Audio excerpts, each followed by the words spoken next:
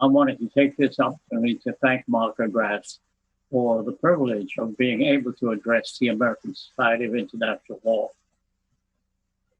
on these unusual occasions we are in the United States today. I am now past my 100th year, and I've been a member of the Society from way back when. I realize that your current program is looking at the history of the International Society, and I wanted to see the promise of international law. So let me spend a few minutes of how it looks to me, an old timer who's been with the society forever. The promise of international law, unfortunately, still has a long way to go. In order to have a peaceful society, you need law, and you need courts, and you need a system of effective enforcement. On law, we have made remarkable progress. War has been condemned. We have treaties of all kinds imposing human rights obligations on states. On courts, we're beginning to get a little bit better, but we still have a long way to go. We do have an International Court of Justice, and we've had the Nuremberg tribunals after World War II, which took us a big step forward in the advancement of international law. And we also have an International Criminal Court, which is now under siege by the United States. So let me touch briefly on those three subjects and how it looks to me as an old timer who has nothing to gain. But the truth, my goal is to create a more peaceful and humane world, and I've worked on that for all my life. When I was 27 years old, I was appointed the chief prosecutor in the biggest murder trial in human history. It was one of the subsequent proceedings following the International Military Tribunal. It was a trial against 22 high-ranking SS officers who were convicted of murdering in cold blood over 1 million people simply because they were Jews. And they killed men and women and children. And we had the evidence and convicted all of them. I was trying then to set up a rule of law instead of asking to hang these guys, which would have been easy, but rather to create a rule of law which would protect all people by asserting a legal right to live in peace and dignity, regardless of your race or creed. And that's what I've been trying to do for the remainder of my life. I was a combat soldier in World War II. I was awarded 5 battle stars for not having been killed in the 5 major battles of that war. And part of my obligation toward the end of the war was to go into the concentration camps as they were being liberated to collect evidence to prove criminal liability of the leaders of those camps. I did that. The horrors which I personally witnessed are indescribable.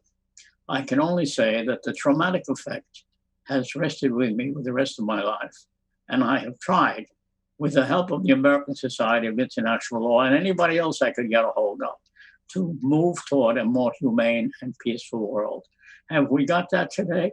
No, we haven't got it. As a matter of fact, the world is in more turmoil now than since it stopped making war to kill lots more people effectively. We are in the midst of a pandemic of attacking health of people. There's riots in the streets. The police are killing innocent people. Innocent people are killing the police.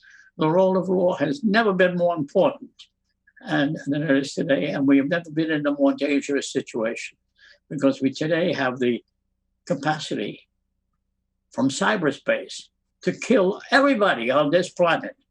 We have the capacity to cut off the electrical grid on planet Earth.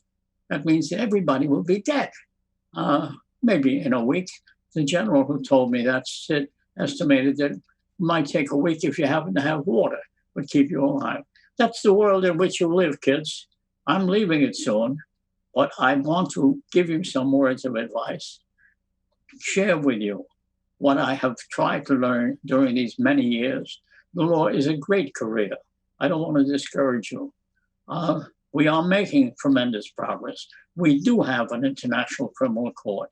I've been honored by that court. I spent a lot of time putting it into existence. And it is now under attack by this administration. All members of the cabinet have come together and say the court is corrupt, the people should be fired, the people shouldn't be allowed to come into the country, and all sorts of such challenges against the court.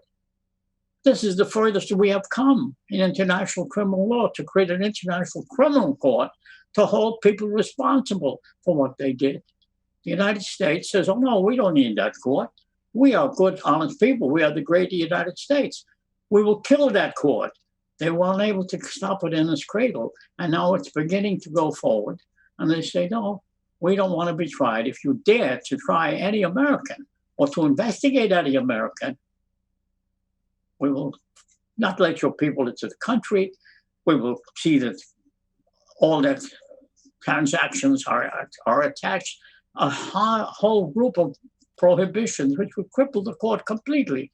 So that's the point which we're at today. The efforts by the United States government, more than anybody else, 123 nations, after years and years of negotiation, all of which I sat through, finally created a court, and finally got a statute, and finally approved it, and finally got the judges, and finally began to try cases.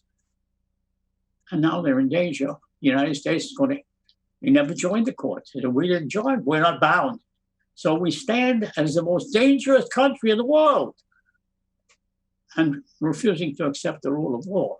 So that's your challenge to the future as well as the promise. It's a great country. I have served it loyally.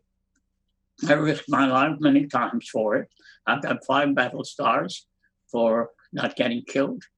And I'm very serious about it all. I see a great opportunity for this society to play an important role, as has tried to play, by being courageous. Stand up for what you know is right, even if it's difficult. We have come a long way, baby, but we still have a long way to go. And it's up to you. I'm over 100 years now. I can't continue much longer, but I'm glad that I can turn the reins over to people who are qualified, who are dedicated, who are willing to make the sacrifices necessary to make this really a very great and humane country for everyone. So I wish you all the very best of luck.